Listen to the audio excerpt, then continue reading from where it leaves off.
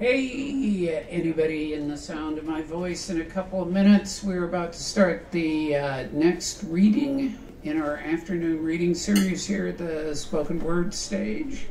Hope everybody's enjoying their day, and if you feel like it, stop by the tent and enjoy our next readers. I will be starting the show in about a minute.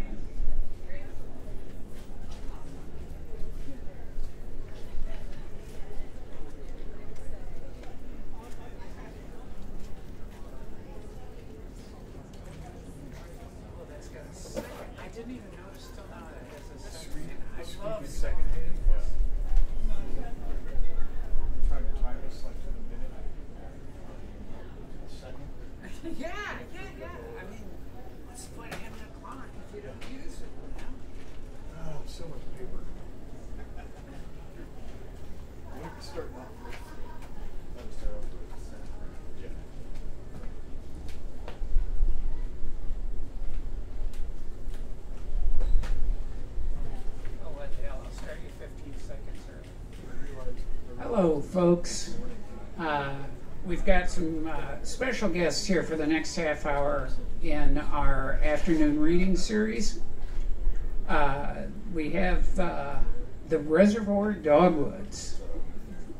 Reservoir Dogwoods is a spoken word trio. Now, I just want to interrupt right here. This is the bio I was handed, and I want to point out there's two people standing over here. So this is a very postmodern kind of meta experience. Are you reading off of a phone, Eric Rinsberger? I am reading off poetry reading. And it's your phone. And when I sit down, I'm going to look at the photos. Me, I'm postmodern. There is. So the Reservoir Dogwoods is a group of poetry performers who have been bringing a unique style of collaborative live performance to classrooms, theaters, street fairs, bars, and butcher shops since 2008.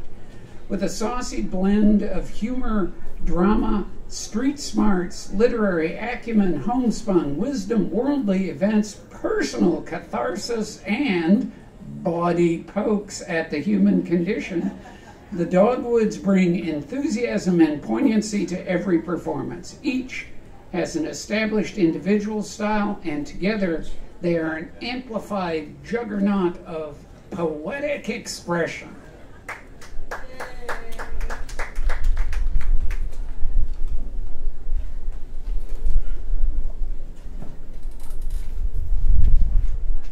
So we started off with 4, Yeah. and now we're at 2. So welcome to the first retirement reading of the Reservoir Dogwoods. We're commemorating Jason Leslie Ammerman's second retirement from spoken word. Yeah. You know how when we started, we would divide up, and every time we divide up in like duos, it always had its own personality. Like you and Joe, I used to say was Hall and Oates. That you and I were Waylon and Willie, and then you and Jason, Wham. Yeah, that's true. Yeah. So welcome to the Waylon and Willie edition. I love his careless whisper. All right. Let's make with the magic. All right. It's a poem that I wrote while walking my dog around a vinyl village that I used to live into before I moved into a cabin on a hilltop. This is called Cul-de-sac, Heavens to Murgatroyd. I live on a cul-de-sac. It's round and never ends. Cul-de-sac, a perfect circle to limp around, a perfect order of steps to set perfect lives, perfect wives, and children. Like a numb Merry Melodies performance, synchronized mowing chops the tune as the shrubs spell out the lyric. Kill us. We don't stop. Wheeling out the trash totes on Thursday evenings, sprinklers twirl in unified burlesque. Water hoses crisscross our yards in fishnet bondage. We don't stop. Manicuring lawns with vinyl fencing to keep out yours from mine. We don't stop. Manicured wives with bulletproof hair designs, hiding a battery of black eyes, dealing forearm claw marks, and repressing down the back scrapes of lust. We don't stop. Walking our doxes in circles, talking in circles, on time, in a queue, preordained fiber one bowel movements. Zen circle, crap de sacs. Cul-de-sacs don't stop. There is no break. There is no edge, but I've seen the dark corners. Like all American shadows, we stab at frustrated experiences, not understanding that cells overrate themselves, overappraise themselves. And our survivalist instinct has devolved into Googling our names to see if we're noticed. We smile and wave, making sure we don't run over each other's tots. We smile and wave, talking about the weather while we gorge on beer and brats. We smile and wave, inviting to big top churches to entertain the divine. We smile and wave, strutting curb appeal like an MC battle line. We smile and wave, leering at each other's wives, ignoring whatever ours just said. And we don't stop. We're too cute to be dead. I never wanted to succumb to this address and its expectation. I never wanted to lose my grip for holding hands and opening doors for ladies. I never wanted to be too busy to take a grandparent to lunch. I never wanted to fight with my spouse over text messages or to drink cul-de-sac Kool-Aid slushies. Like Jonestown? And I never wanted to forget the 2 stars resting beside the moon. I named them after my children and howled at them to feel feral and awake.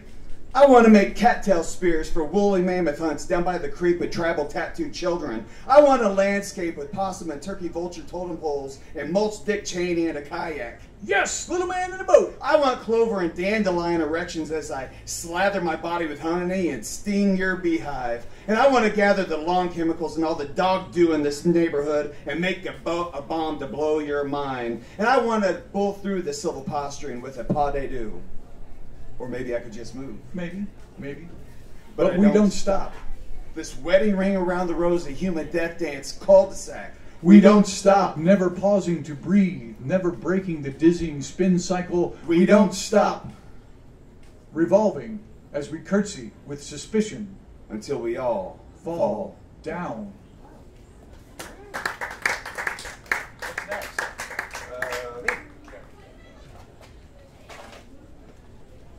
Ladies and gentlemen, Matthew Jackson. Thank you.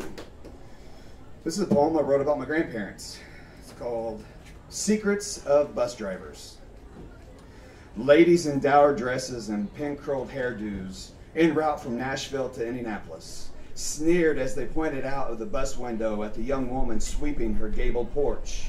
They mumbled to each other that she was a trollop, a flues. Whispered she was pregnant before marriage, murmured even though she did marry, she gave birth to a stillborn, branded by divorce, and is now back at home with her parents in poor little Morgantown. Shameful, disgraced, no good man would ever have her. The bus driver, although he heard the hushed snipes of their venomous claptraps, he let his heart rumble alongside the bus engine as he passed by the girl. His attention was on her graceful sway with a broom. He imagined the first dance at their wedding, foresaw making a home with her and having 2, maybe 3 beautiful daughters, each as elegant as their mother, and most of all, dreamt of never telling that he heard her secrets, and that he would hold her honor with white knuckles, not letting loose of that wheel for 62 years. Ladies and gentlemen, Tony Brewer.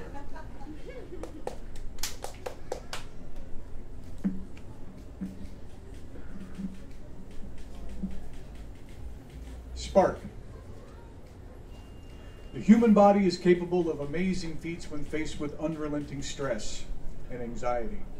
It can lift a car off a baby or put a bullet in the brain should the situation arise.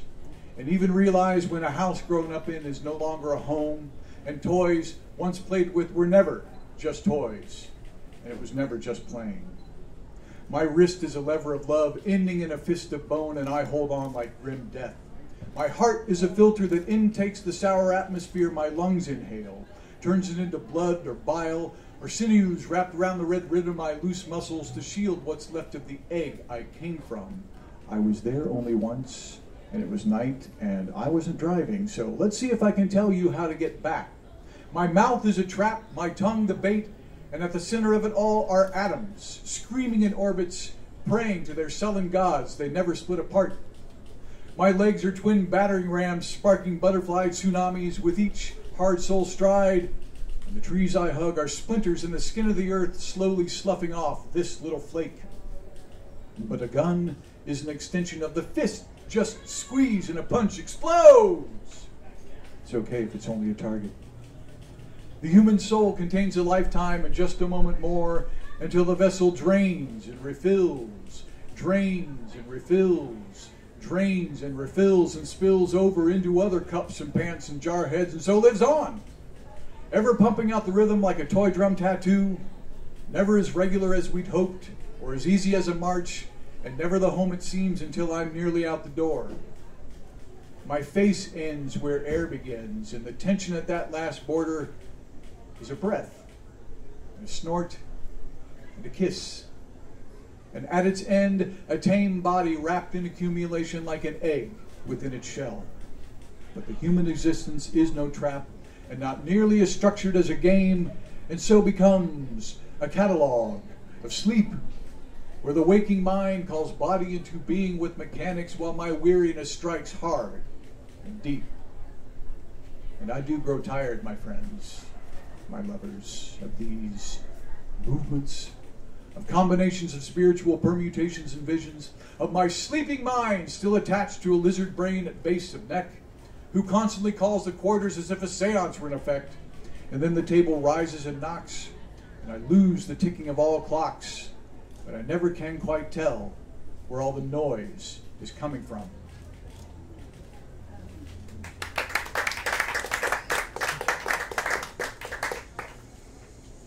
So, my brother went through a bad divorce and almost lost my brother in the wake of it. And I got really mad and wrote a poem. And kind of cracks me up looking back at it, but this is St. Arsonist with radio edits. You're welcome, Tony. You're welcome, Bloomington. St. Arsonist.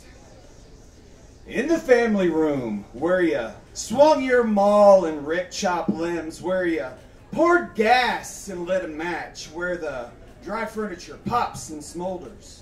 Pictures of relatives curl and combust, and pets succumb to your black smoke. The living are ablaze in your hellfire, and they will not let you out. I will not let you out. This is your cremation.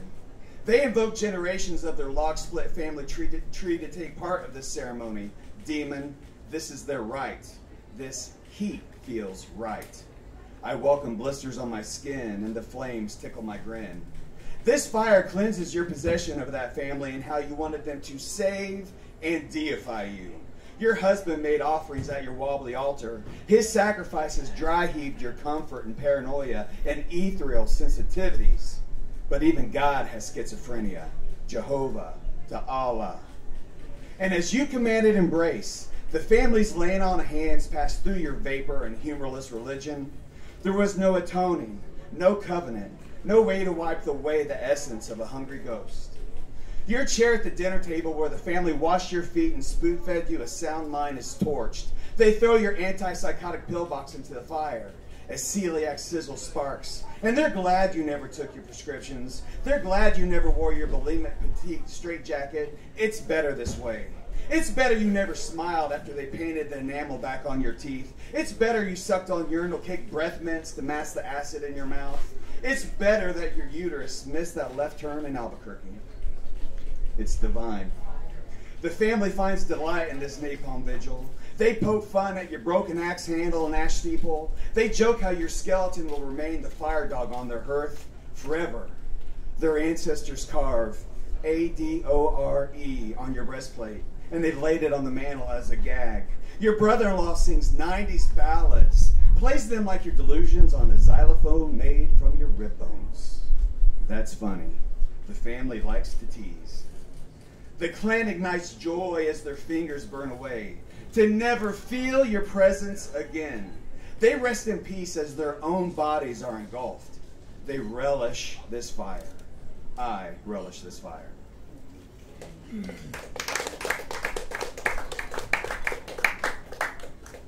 So I read a bunch yesterday. We read a bunch out of this book, which is the new one, and I mentioned that probably about half of the stuff in here was written early in lockdown in 2020, but then the rest of the stuff is, you know, older things that have been published in journals and whatnot. There's like a handful of things in here that are like 15 years old, like they're really old, and I just never found a venue for them. And so I thought it would be appropriate to pour one out for Jason Leslie Ammerman and dedicate this to Jason. I think he'd appreciate it wherever he may be. He's fine. He's retiring from spoken word again, which he does when things get stressful. Like it's the one thing you really enjoy in life that doesn't have anything to do with money or work, and you're going to retire from it. Because poems are stress. Poems are stressful, man. Yeah. Working in a restaurant, no, I want to focus on that. Oh, God, I wish he was here. I miss him already. Because he was supposed to give me a bunch of poems that we were going to read today, and then he was like, ah. Anyway, this is called Wake. This is one from a long time ago. Wake. When I was 20, my friends and I agreed that should the earth try to shake us loose and slough civilization like dead skin cells, in the dark anarchy following, we'd meet in Indianapolis at the foot of the great gray block coffin of the war memorial there. From the air, it looks like a sarcophagus, and down the street, the Soldiers and Sailors Monument in an Egyptian-Roman arrangement with European scales and swords. And then there's us, out of places to hide. Surely still standing, even after we all get scattered, but not romantic like Ash, more like a zombie movie or The Day After. Some of us so far away we can't ever come back. Lost children see things, ghosts, the future, through walls. The logic of those many steps and columns reactivating a phantom sense of war pride for the first Gulf War, which did not exist unless you were watching it live. I don't have any friends anymore I don't want to keep in my apocalypse, my patriarchal downfall, my bug-out bag survivalist trip. And when the big one does come, you'll find me lounging in the rubble, reading anything left and breathing in the final air, though I'll probably take up smoking again, waiting for all my friends.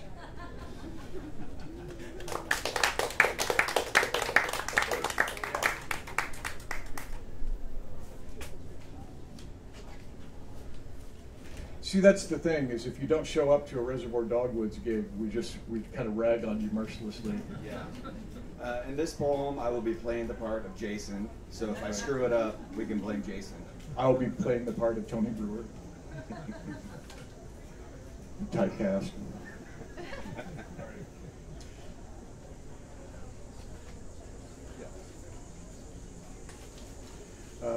I wrote this one some time ago, but I wrote it for two voices. Wrote it for me and Jason, actually. So this is called A Bird in a Hand.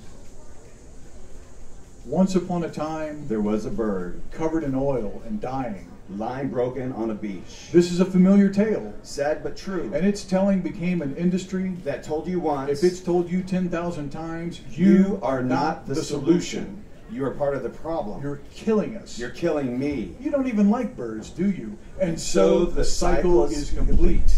And you took the bait, of earnest self-hate, didn't you? A frenzy of images Ooh, pretty. is disseminated. Demand for a product Peace Incorporated, trademark. is created. There's the left wing, Liberal, yes. there's the right wing, Conservative, no. and never the twain shall meet. Except in me, Tweet, tweet, lying on the beach. covered in oil. But nature is your mother, Ain't that a bitch? and father ain't nothing but time. Tick tock, And they demand an answer. Do you like what you see? in a moral or ethical Or cultural or material? or universal or spiritual sense, Is the base lizard brain throbbing at the end of your stem? setting off a survival instinct. Burning behind your eyes? It should come as no surprise then that crime Does and does not pay when it's only a column inches in a police blotter. You have to spike a tree to make it big. You have to burn down the entire forest to make it big. You have to smash machinery to make it big. You have to squash the resistance to make it big. You have to make some noise to make some noise. Anything else would be a headline. Bold and writ large, racing by on a ticker, quickly fading into obscurity, becoming old news, washed up on a beach, covered in oil, lying and dying. This is a familiar tale. Sad but true. And its telling has become an industry. The customer is always right about this left legacy. Either you're on the beach, drowning in sick air, without a care, or you're on the beach, scrubbing rocks with your conscience that will never come clean. Tick tock, tick tock. And the only problem is you. So it says on the package. And you bought it. You buy it every time. Half price on clearance. Or marked up beyond the reach of credit. You buy it every time. The only problem is you. What's next?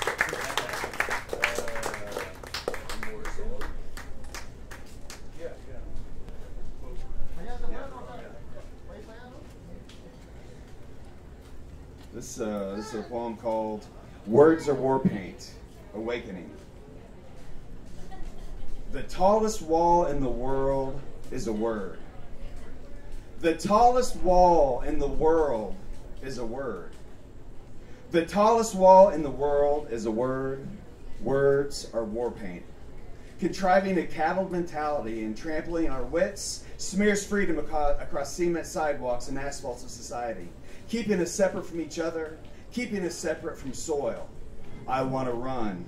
Run from ideologies, the man-made blinds that bind us, fencing apart our arms, legs, and hearts, palisades of labeled excuses. I forfeit this pissing contest over AstroTurf. But I remember being mixed with mud and blood, pressing my moccasins into earth, rooted like true warrior souls. I need to be like them, so I am streaking. If God carved us in his image, he whittled his lament, letting us loose, we opposable gangs and rabid marionettes entangled in reality TV and corporate attachments. We weren't designed for puppetry. Free will is not a pageant for tiaras and mortgages. It's living, breathing. We were born to abound, shed mummery, collapse walls, and strip to the beauty of the impermanent, sensual, naked vessel, and seal limbs in an embrace to feel it. Am I ready? Words hurl from my mouth. I vomit bricks. And if I purse my lips, maybe I'll find hope breathing in my belly.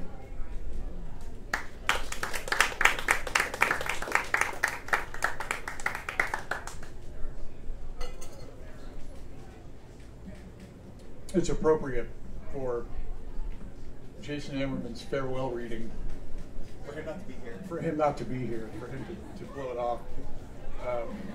And he would be upset if at his memorial reading I didn't do this one, so I'm going to have to do this one.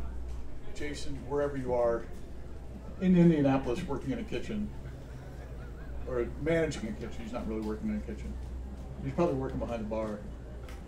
Yeah. Even if it's at home. This is a love song that I wrote for the 17-year Cicadas Forever ago. This is Cicada Blues, chorus 10 and 17. Ooh, love to love you, baby. Ooh, love to love you, baby. Ooh, love to love you, baby. I will come back for you, baby. Maybe 17 years from tonight, but I will come for you. Up from the ground through a hole this big, and I'll crawl. I'll crawl across the lawn, baby.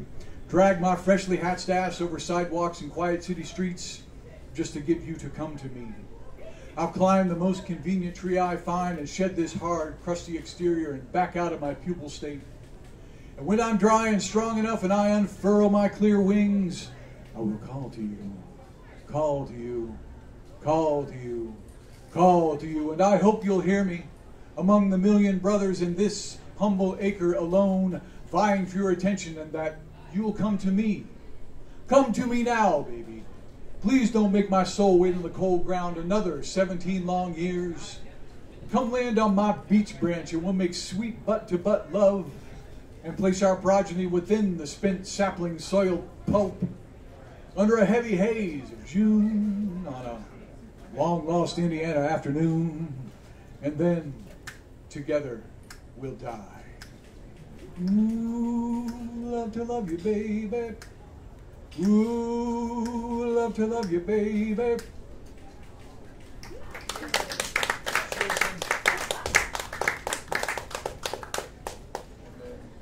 Where was that? Was that in your book, Mark?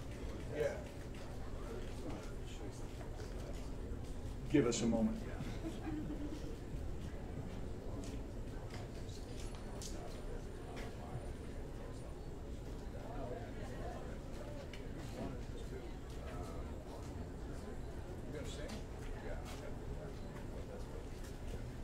Okay, so Jason and I wrote this poem. It was kind of a love letter to one of my elderly friends and Bruce Springsteen. So Tony will be playing the role of Jason.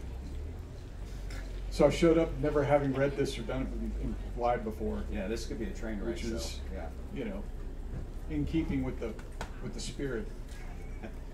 Renegades. I'm glad this is being recorded. We're going to have to give this to him later. Oh, is it I really? love it. Yeah. Oh, wow. There's a camera back there. Oh my God.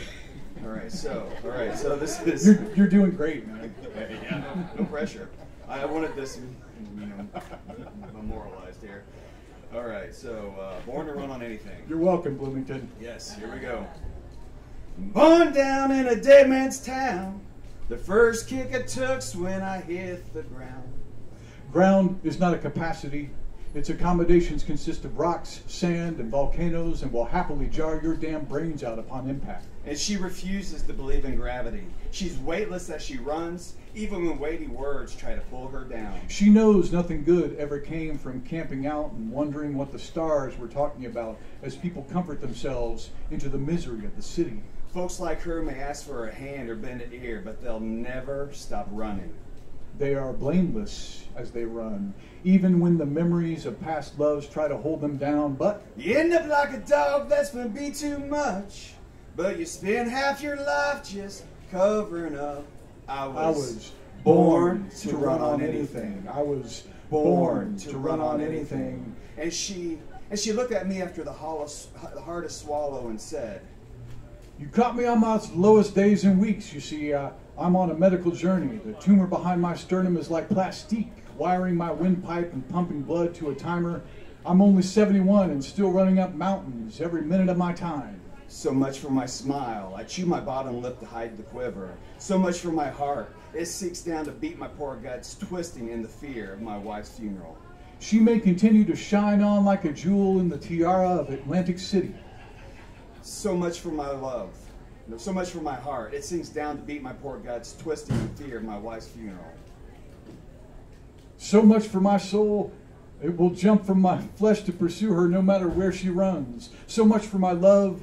Love, please don't leave me when I am alone and blue. This leather jacket denim vest over the outside bandana wrapped tightly around my skull, keeping the cheap beer in my belly warm, shaking with, what are you going to do? Where are we going to go? As my voice as it trembles. What are you going to do? My thoughts as they fade to tattered flags waving in cemeteries. I remember our papas and mamas slept there. Listen, she said, from the time you're born, you're dying. And your papa says he knows that it don't have any money.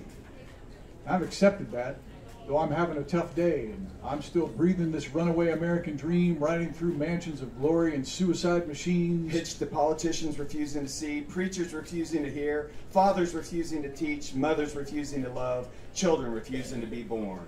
I am not the chase for happiness. I am not the lever pulled to change guard. I am not the promise of golden brick-lined streets of America. I am not the 1990s deficit overspending like a great speckled bird. I am not the lonely rider strapped across that engine. Down in the shadow of the penitentiary, out by the gas fires, the refinery. Pursuits for profit ended me long ago, and alleys of human touch. Molted dead skin for modern needs. My rapture in that death trap left me lighter than air. It's time to leave this town, born to run. This is all I've ever done and what I'll always do in this life or the next. So I won't be concerned by what will happen to me. I am breathing the gift of this moment. It's all either of us has. I'm 10 years burning down that road. Got nowhere to run, ain't got nowhere to go. There's a factory outside of town with old men punching in clocks for hope, realizing dinner on the table is the only reality that matters anymore. I was born to run on anything. On Sunday morning, the devil's even too tired to take a swing at this long face as it looks into the mirror for God, born to run on anything. Somewhere out there on that concrete pasture, she's waiting for me to talk her into staying a while longer. I was born to run on anything. Where Bruce Springsteen blares on the hi-fi, rust-rattled 57 Chevy, midnight drives peeling out of our hometown. Because tramps like us, baby, we were born to run on anything. Thank you.